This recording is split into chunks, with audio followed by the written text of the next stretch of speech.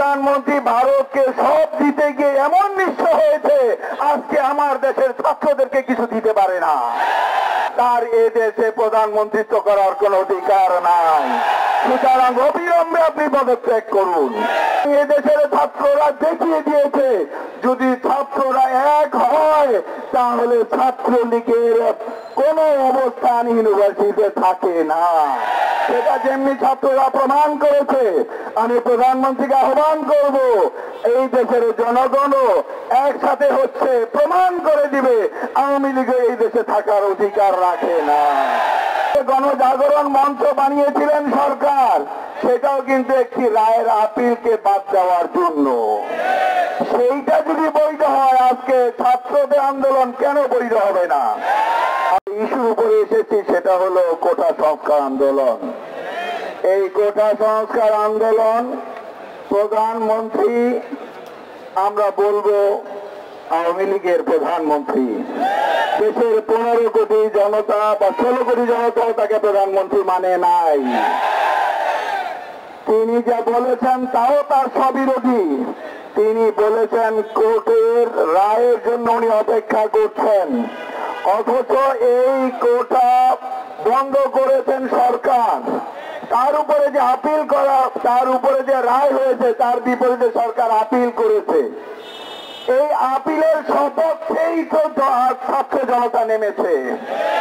ইতিপূর্বে আপনাদের মনে আছে যে আপনারা এর আগে যে গণজাগরণ মঞ্চ বানিয়েছিলেন সরকার, সেটাও কিন্তু একটি রায়ের আপিলকে বাদ দেওয়ার জন্য।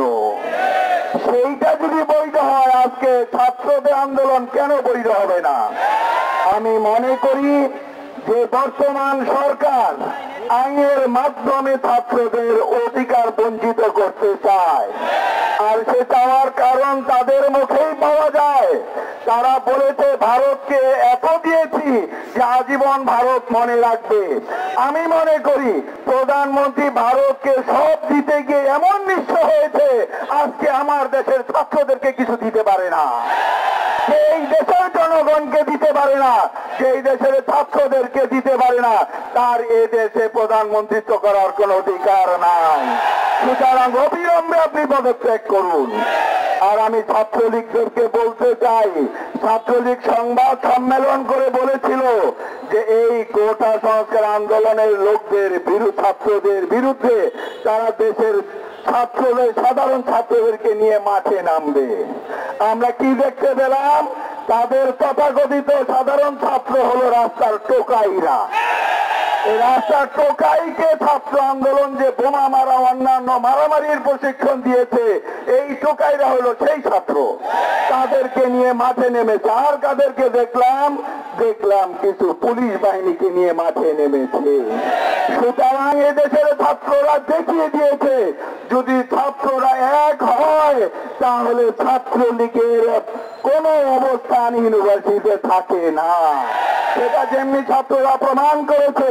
আমি প্রধানমন্ত্রীকে আহ্বান করব, এই দেশের জনগণও একসাথে হচ্ছে, প্রমাণ করে দিবে আওয়ামী লীগ এই দেশে থাকার অধিকার রাখে না।